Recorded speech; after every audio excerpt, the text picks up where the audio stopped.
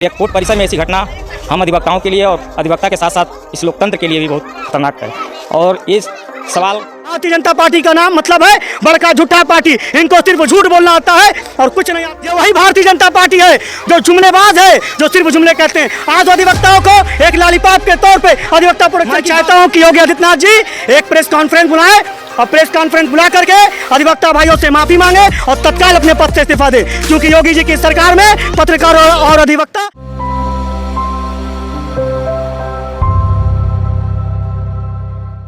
संजीव माहेश्वरी जिसका नाम था, मुख्तार अंसारी का पुराना करीबी बताया जा रहा है, वही माफिया मुख्तार अंसारी जिसके खिलाफ आज कोर्ट में मामले चल रहे हैं।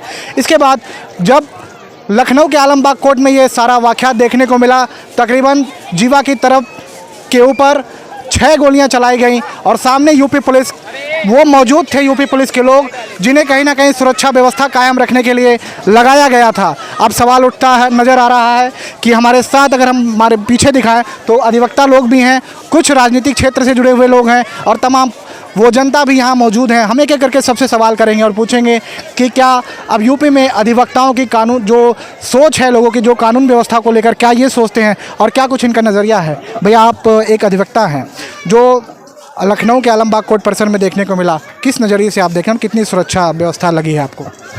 बहुत गंभीर विषय है। और ये जो लखनऊ के कोर्ट में जो हुआ ताबड़तोड़ फायरिंग जो पूरे कोर्ट को थर्रा दिया और उसमें एक की मृत्यु हो गई जो कि जीवा अपराधी था। न्याय मिलना चाहिए सबको, लेकिन इस तरह का न्याय नहीं है। अगर आँख के बदले आँख दिया जाए तो पूरी दुनिया अंधी हो जाएगी, उसको कानून सज़ा देता। और एक कोर्ट परिसर में ऐसी घटना हम अधिवक्ताओं के लिए और अधिवक्ता के साथ साथ इस लोकतंत्र के लिए भी बहुत खतरनाक है। और ये सवाल प्रशासन से पूछनी चाहिए कि ऐसी वारदात जो अंजाम दी गई या कोर्ट के परिसर में, बताइए जो न्याय मांगने आएगा वो भी डर जाएगा उस रूह को देख करके। उसमें एक बच्ची को भी गोली लगी है, कांस्टेबल को भी गोली लगी है। यह बहुत निंदनीय है। और हम सरकार से भी ये मांग करते हैं कि अधिवक्ता प्रोटेक्शन लॉ है जो हम अधिवक्ताओं की सुरक्षा के लिए, और हर बार एसोसिएशन से मेरा भी अनुरोध है कि वहाँ एक चेक पोस्टिंग बनाएं और वहाँ सारी चीज़ें देखें कि क्या कौन अधिवक्ता है, क्या है, उनकी आईडी कार्ड चेक हो, बाकायदे कोर्ट परिसर में एंट्री होने से पहले सबकी बेहतरीन चेकिंग हो।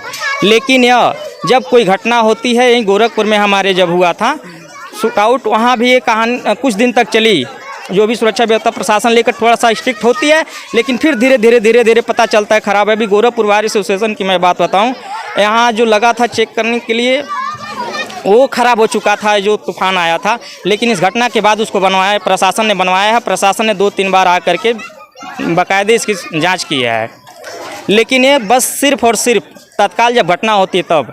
यह सरकार से मेरा अनुरोध है कि ये व्यवस्थाएं हमेशा तंदुरुस्त रहें, सही रहें, ताकि आने वाली ऐसी अंजाम को कोई न दे। अधिवक्ता के भेष में कहीं ना कहीं कोर्ट परिसर में जो गोलियां चली उसको लेकर अधिवक्ता सरकार से सुरक्षा की बात कर रहे हैं। अभी तक क्या लगता है जो मुख्यमंत्री जी सुरक्षा के दावे करते हैं वो ज़मीनी स्तर पर आप लोग को नज़र आ रहा है? नहीं, ज़मीनी स्तर पर नहीं आ रहा है। यहाँ ज़मीनी स्तर के जो भी पुलिस प्रशासन के लोग हैं वो इस चीज़ को गंभीरता से लेते ही नहीं हैं। कभी अधिवक्ता को मार दिया जाता है तो कभी अधिवक्ता के भेष में ही जाकर के शूटआउट का अंजाम दिया जाता है। यह बहुत निंदनीय है। और अधिवक्ता जिससे लोग न्याय की अपेक्षा करते हैं, जब वही नहीं सुरक्षित रहेगा तो फिर आम जनता सुरक्षित कहाँ से रह पाएगी। यह बहुत चिंता का विषय है। और इसमें माननीय मुख्यमंत्री जी से मेरा यही अनुरोध है कि इस चीज़ को गंभीरता से लेते हुए अधिवक्ताओं की सुरक्षा सुनिश्चित करने का काम करें। एक मिनट हम इनके पास भी जाएंगे। आप आम आदमी पार्टी से हैं, अपना नाम पूरा बता और क्या लगता है जो ये लखनऊ के कोर्ट परिसर में 6 गोलियां चली, जीवा की हत्या हुई, तमाम वो सवाल नज़र खड़े हो रहे हैं। सबसे पहले तो बहुत बहुत आपका धन्यवाद। मेरा नाम नौशाद अंसारी है, मैं आम आदमी पार्टी अल्पसंख्यक प्रकोष्ठ का जिला अध्यक्ष गोरखपुर हूँ। ये जो लखनऊ हाई कोर्ट के अंदर जीवा की हत्या हुई है, ये पूरे भारत के लिए शर्मनाक है। ठीक है, योगी जी कहते हैं कि मैं माफियाओं को मिट्टी में मिला दूंगा, तो अगर माफियाओं को मिट्टी में आप मिलाते हैं, ठीक है, उत्तर प्रदेश से आप माफिया राज ख़त्म कर रहे हैं, बहुत अच्छा है। लेकिन आप बार बार कहते हैं कांग्रेस ने 70 साल में किया क्या। देश के प्रधानमंत्री नरेंद्र मोदी, भारतीय जनता पार्टी के बड़े बड़े लोग हर मंचों में ये कहते हैं कि कांग्रेस ने 70 साल में किया क्या। मैं कांग्रेस का 5 पैसे का कार्यकर्ता नहीं हूँ, लेकिन अब ये नहीं चलेगा। 70 साल में कांग्रेस ने क्या किया, अब आप बताइए कि 10 साल और 7 साल में आप दोनों लोगों ने क्या किया। आप गुरु चेला ने 7 साल और 10 साल में क्या किया। 70 साल में पत्रकार कभी धक्का नहीं खाया, पत्रकारों को कभी धक्का देके भगाया नहीं गया, पत्रकारों को बदनाम नहीं किया। आपकी सरकार में पत्रकारों को विधानसभा के अंदर धक्के मार के भगाया गया। आपकी सरकार में पत्रकार की भेष में पुलिस कस्टडी में अतीक अहमद की हत्या हो जाती है। आपकी सरकार में पत्रकारों को बदनाम करने का काम किया। आपकी सरकार में लखनऊ हाई कोर्ट के अंदर अधिवक्ताओं की भेष में अधिवक्ताओं को बदनाम करने के लिए अधिवक्ताओं के ड्रेस में जीवा की हत्या हो जाती है। आप बार बार 70 साल पूछते, 70 साल में आप 10 साल बताइए आपने 10 साल में क्या। 10 साल में आपने अधिवक्ताओं को और पत्रकारों को आपने बदनाम करने का काम किया। क्या अधिवक्ता और पत्रकारों का इतना ही जुर्म था कि इन्होंने आपको सत्ता में काबिज कर दिया। आज अगर पत्रकार ना होता, अब पत्रकारों ने टीवी में मोदी मोदी मोदी मोदी ना किए होते तो आज मोदी जी देश के प्रधानमंत्री ना होते, अब भारत में भारतीय जनता पार्टी की सरकार ना होती। इन पत्रकारों की बदौलत आज भारतीय जनता पार्टी केंद्र में काबिज है, उत्तर प्रदेश में काबिज है। लेकिन इन्हीं पत्रकारों को बदनाम करने का काम भी भारतीय जनता पार्टी ने किया है। इन अधिवक्ताओं ने एक एक अधिवक्ताओं से हाथ जोड़ करके भारतीय जनता पार्टी को वोट देने की अपील की थी। भारतीय जनता पार्टी की सरकार बनाने में सबसे बड़ा योगदान अगर किसी का रहा तो हमारे अधिवक्ता भाइयों का रहा। जिस तरह मुजरिमों को न्याय दिलाना, मुजरिमों को छुड़ाना, मुजरिमों और बेगुनाहों को इंसाफ दिलाना इन अधिवक्ताओं का काम है। जितनी ईमानदारी से ये काम करते हैं उतनी ईमानदारी से इन्होंने भारतीय जनता पार्टी की सरकार बनाया था। लेकिन मुझे अफसोस है कि ये तो नमाखराम लोग थे जिन्होंने अधिवक्ताओं को भी बदनाम करने का काम किया है। मैं चाहता हूं आपके चैनल के माध्यम से कि योगी आदित्यनाथ तत्काल एक प्रेस कॉन्फ्रेंस बुलाए और अपने पद से इस्तीफा दे और पूरे उत्तर प्रदेश के अधिवक्ताओं से हाथ जोड़कर माफी मांगे। क्यों कि आज उत्तर प्रदेश के मुख्यमंत्री आप हैं और उत्तर प्रदेश के अंदर कोई घटना घटती है तो इसके जिम्मेदार आप होते हैं। तो मुख्यमंत्री जी तो ये उत्तर प्रदेश में कानून व्यवस्था की बेहतरी की बात करते हैं। अभी अधिवक्ताओं से हमारी जब बात हो रही थी तो ये भी कह रहे हैं कि जो अधिवक्ता प्रोटेक्शन एक्ट है वो कहीं ना कहीं सरकार लाने की बात कर रही है आप लोगों के लिए। नहीं, सरकार लाने की नीयत ही नहीं है उसकी। अगर सरकार, कई बार हमने प्रोटेस्ट किया, यहाँ तक कि लोकतांत्रिक तरीके से हमने अपनी बात को रखने की कोशिश किया, लेकिन ऐसा नहीं हुआ। सरकार अगर इस नियत रहते ही राजस्थान में लागू कर दिया गया, लेकिन हमारी उत्तर प्रदेश सरकार इसकी गंभीरता को ले ही नहीं रही है। अगर अधिवक्ता ही नहीं सुरक्षित रहेगा तो फिर समाज हमसे सुरक्षा, अपनी न्याय की बात कहाँ से कर पाएगा। यह बहुत चिंता की विषय है और माननीय मुख्यमंत्री जी से मेरा निवेदन है कि अधिवक्ताओं को लेकर के थोड़ा सा इस पर गंभीरता से विचार करें। अधिवक्ता प्रोटेक्शन एक्ट ये बात कर रहे हैं। देखिए, आपने भी कहा कि अधिवक्ता प्रोटेक्शन की बात योगी जी कर रहे हैं।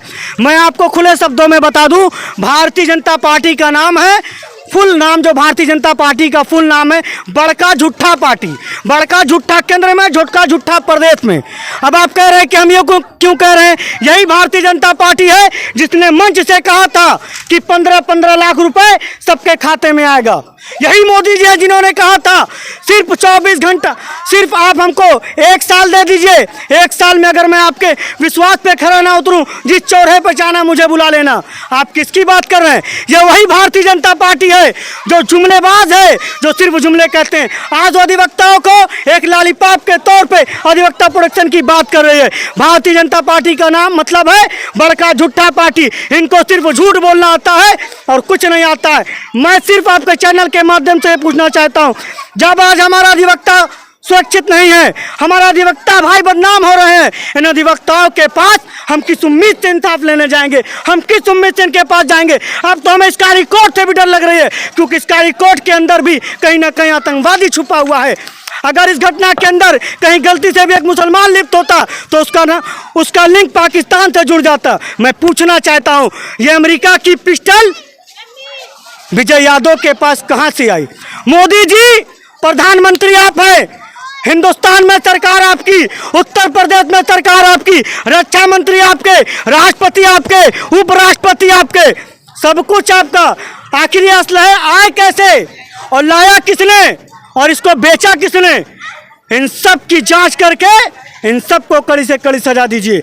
और तत्काल मैं चाहता हूं कि योगी आदित्यनाथ जी एक प्रेस कॉन्फ्रेंस बुलाएं और प्रेस कॉन्फ्रेंस बुला करके अधिवक्ता भाइयों से माफ़ी मांगे और तत्काल अपने पद से इस्तीफा दे, क्योंकि योगी जी की सरकार में पत्रकार और अधिवक्ता सबसे ज़्यादा बदनाम हुए हैं। बीते दिनों लखनऊ के आलमबाग कोर्ट में जो ये तस्वीरें निकल कर आई थी, जीवा की तकरीबन 6 गोली मारकर विजय यादव नाम के शूटर के द्वारा, जो मुख्तार अंसारी का एक पुराना करीबी बताया जा रहा था, वही मुख्तार अंसारी माफिया जिसके खिलाफ आज कोर्ट में मामले चल रहे हैं, उसको लेकर एक बड़ा सवाल एक उत्तर प्रदेश सरकार से ये सवाल खड़े हो रहे हैं। अधिवक्ता भी हमारे साथ मौजूद हैं, कुछ और पक्ष राजनीतिक पक्ष से भी रखा जा रहा है। अधिवक्ता भी बता रहे हैं कि सुरक्षा पे कहीं ना कहीं वो सवाल सरकार से पूछ रहे हैं। वो पूछ रहे हैं सरकार से, वो यूपी पुलिस से सवाल पूछ रहे हैं कि सामने पुलिस प्रशासन खड़ी थी तो फिर जी बता। अच्छा व्यवस्था हम आपको बता दें, योगी जी छाती पीट पीट जो ये कहते हैं कि हमारी सरकार में लॉ एंड ऑर्डर चल रहा है, तो मैं आपको बता दूं, आप जब सुबह में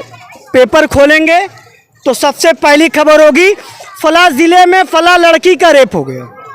अभी आप देखे होंगे बस्ती में परसों की घटना है, कुशीनगर में 4 दिन पहले की घटना है।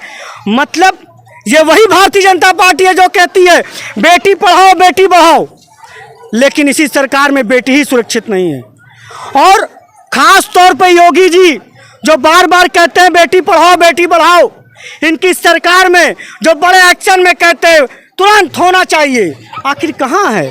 ये तो वही जुमला हो गया कि 1.5 महीने के अंदर उत्तर प्रदेश की सड़कें गड्ढा मुक्त होना चाहिए। उसी तरह आज सड़कें गड्ढा मुक्त नहीं गड्ढा युक्त हो गई, और आप कहते हैं कि बेटी पढ़ाओ बेटी बढ़ाओ, तो इसका मतलब आपका उल्टा हो गया, बेटी विनाश करो। मतलब आपकी बेटी होगी, आपकी बहन होगी, आपकी बहू होगी, अगर उसके साथ घटना घटेगी तो आपको दर्द का एहसास होगा।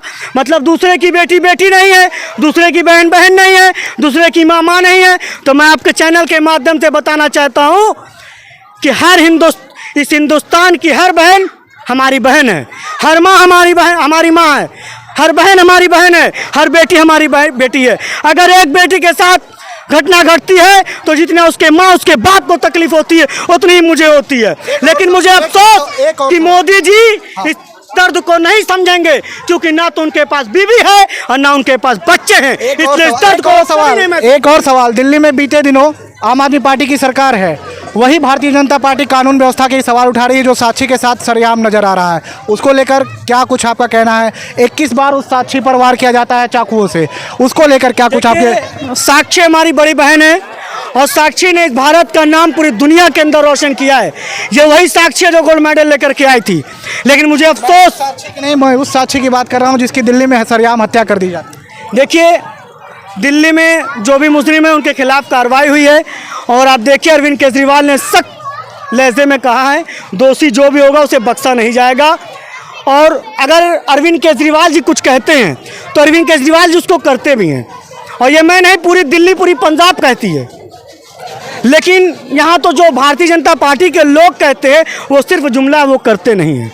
मैं आपके चैनल के माध्यम से फिर यही कहूँगा, योगी जी आप एक माँ, एक बहन, एक बेटी का दर्द को समझिए, और ये जो घटनाएं आए दिन घट रही है इस पे एक कानून बनाइए, और इस तरह की घटना को अंजाम देने वाले व्यक्तियों को बीच चौराहे पे फांसी देने का काम करिए, ताकि उसकी फांसी की सज़ा को देख करके और लड़कों के अंदर इस तरह की हिम्मत ना हो। मैं आपको बताना चाहता हूँ, जंग आज़ादी में जब मुसलमानों ने हिस्सा लिया तो जनरल डायर ने 42 उलमाओं को फांसी की सज़ा दे दी, और उन 42 उलमाओं को फांसी देने के बाद उनकी लाशों को पेड़ पर तब तक लटकाया, कहा जब तक मुसलमानों के दिल से क्रांति की ज्वाला ना खत्म हो जाए इनकी लाशों को उतारने मत देना। मैं चाहता हूँ कि उसी तरह उन लड़कों को फांसी देकर उनकी लाश को तब तक लटकाया जाए जब तक हिंदुस्तान का एक एक लड़का ये ना कह दे कि अब इस तरह की घटना को हम अंजाम नहीं देंगे गलती से भी। तो वो तो दौर था, ये दौर कहीं ना कहीं कानून और संविधान से अब देश चलता है, आपको भी पता है। जो बात आप कर रहे हैं वो दौर बीत चुका है, वो अंग्रेजों का दौर था। लेकिन आज आप संविधान से जो बात कर रहे हैं, क्या ये उचित है? आप एक चीज बताइए, आप कह रहे हैं ये उचित नहीं है। मेरी बहन के साथ रेप हो जाता है, मेरी बहन मर जाती है, उसका जिम्मेदार कौन है? तब कानून कहाँ चला जाता है? एक बहन के साथ एसिड अटैक हो जाता है, एक बहन के ऊपर तेजाब फेंक जाता है, एक बहन को रास्ते में रोक करके उसकी चैन खींच लिया जाता है, आधी रात को उसको छेड़ा जाता है, उसकी इज्जत चली जाती है, कल उसका घर नहीं बचेगा, तब आपका कानून कहाँ है? तब उसका कानून कहाँ है? अरे भाई, राष्ट्रपति आपका, उपराष्ट्रपति आपका, प्रधानमंत्री आपका, मुख्यमंत्री आपका, राज्यपाल आपके, बनाइए ना कानून। आप संविधान बदलने की बात कर रहे हैं, संविधान मत बदलिए, आप सिर्फ कानून में थोड़ा सा संशोधन करिए और ऐसा कानून बनाइए कि हमारी बहनें, हमारी माँ, हमारी बेटियां सुरक्षित हो जाएं। एक बार और हम आपके पास आएंगे। यह जो लखनऊ में देखने को मिला, उसके बाद आप लोगों के लिए क्या कुछ सुरक्षा व्यवस्था यूपी पुलिस की तरफ से मुहैया कराई जा रही है? कचहरी में कुछ बदलाव नज़र आ रहा है? जी, बदलाव नज़र आ रहा है, लेकिन वो ठोस कदम नहीं अभी हम मान सकते हैं, क्योंकि ये कुछ दिन तक चलेगा, फिर जो भी जैसी व्यवस्थाएं थी हो जाएंगी। अभी नेताजी ने बताया कि उनको खुले मतलब गोली मार देनी चाहिए या उनको शूट आउट कर देना चाहिए, लेकिन यह कानून कहता है हमारा कि एक व्यक्ति क्रूर हो सकता है लेकिन एक समाज क्रूर नहीं होता है, और जो भी होता है संविधान से होना चाहिए, संवैधानिक तरीके से होना चाहिए। अगर इस तरह उसको मार दिया जाए, शूट आउट कर दिया है, तो उसे भी न्याय नहीं मिलेगा, और जिसको न्याय मांगना है उसको भी नहीं न्याय मिल पाएगा। तो इससे बेहतर ये है कि हम सिस्टम के साथ चलें और सिस्टम के साथ उसको न्याय दिलाएं। उसको सज़ा होगी, ट्रायल होगा, ट्रायल में जो भी दोषी पाए जाते हैं, अगर वो दोषी है तो उसको सजा, दोषी तो है ही है, लेकिन ट्रायल में जब आएगा डिसीजन तो उसको हम स्वीकार करना। आपके बगल में अभी अधिवक्ता ये बता रहे हैं कि कहीं ना कहीं जो संवैधानिक तरीके से है वो चीज़ें सामने आनी चाहिए, लेकिन आपने जो बातें की वो कहीं असंवैधानिक तरीका का प्रदर्शित कर रहा है। देखिए, अगर आप बार बार संविधान की बात कर रहे हैं तो मुझे तो नहीं लगता संविधान के दायरे में उत्तर प्रदेश के अंदर और हिंदुस्तान के अंदर इस वक्त कोई काम हो रहा है। आप बताइए, संविधान में कहाँ लिखा है कि आप पत्रकार को विधानसभा के अंदर से धक्के मार के भगा दीजिए? कभी हुआ है 70 साल में, 75 साल में कभी ऐसा हुआ है? ये क्या संविधान 10 साल में बना है या भारत आज़ाद होता तब बना था? कभी पत्रकारों को बेइज्जत नहीं किया गया, क्योंकि ये वही पत्रकार है जो हमारी दबे कुचले गरीबों की आवाज़ को शासन और प्रशासन सरकार तक पहुंचाता है। इस पत्रकार को आपने बेइज्जत कर दिया। ये वही अधिवक्ता भाई हमारे जो हमें न्याय दिलाने का काम करते हैं, जो न्याय दिलाने का काम करते हैं, जो अन्याय है उनको सजा हो जाती है, उनको न्याय दिलाने का काम करते हैं। आज हमारे अधिवक्ता भाई बदनाम हो रहे हैं। क्या इस संविधान में लिखा है क्या कि इनको बदनाम कर दिया जाए? आप संविधान की बात कर रहे हैं, सारे सिस्टम सही हो जाएंगे। बस एक चीज़ करना है आपको, ना संविधान बदलना है, ना कानून बदलना है, ना शासन प्रशासन में कोई चेंजिंग करना है, सिर्फ बस एक काम करना है, 2 आदमी को बदल दीजिए, हमारा भारत फिर से सोने की चिड़िया हो जाएगा। 2 आदमी को अगर इस हिंदुस्तान के अंदर बदल दिया जाए तो हमारा भारत फिर से सोने की चिड़िया हो जाएगा। एक प्रधानमंत्री और दूसरे उत्तर प्रदेश के मुख्यमंत्री, अगर ये 2 लोगों को बदल दिया जाए तो ये देश फिर सोने की चिड़िया हो जाएगा। ऐसा क्यों कह रहे हैं? पर जबकि प्रधानमंत्री जब बाहर जाते हैं, हालांकि मैं जो तस्वीरें निकल कर आई थी उसकी बात करूंगा। ऑस्ट्रेलिया में गए, ऑस्ट्रेलिया के प्रधानमंत्री ने किया, कहीं ना कहीं मोदी इस बात कहा था, जब प्रधानमंत्री जहाँ जाते हैं आपको देखा होगा प्रधानमंत्री ने के पैर छुए गए थे, तो उसको तो भारतीय जनता पार्टी ने बताया कि ये विश्व पर एक अलग पटल पे भारत उभर रहा है। बहुत अच्छी बात आपने कहा कि ऑस्ट्रेलिया के प्रधानमंत्री ने कहा। आप हमें एक बात बताइए, मोदी जी प्रधानमंत्री हैं या रेल मंत्री हैं? मोदी जी प्रधानमंत्री हैं या रेल मंत्री हैं?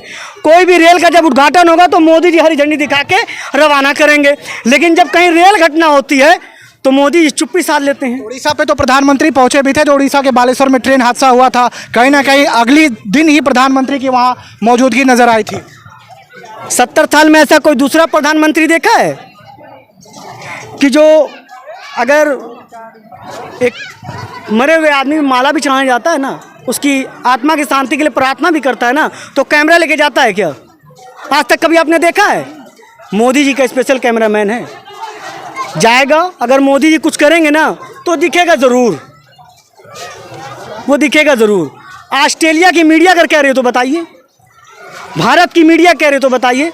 ये स्पेशल जो मोदी जी के कैमरामैन है ये उन्होंने कहा है, और आप कह रहे हैं तो बताइए ना, उड़ीसा के लोग जो मर गए मोदी जी ने उनके लिए क्या किया? 288 लोगों की जानें गई, मोदी जी ने क्या किया? उनका कोई बयान आया है? 288 लोग मरे जो, उनको कितना मुआवजा देंगे? उनके परिवारों में कितने लोगों को नौकरी देंगे? जो इसमें दोषी थे उनके खिलाफ क्या काम करेंगे, क्या कार्रवाई करेंगे?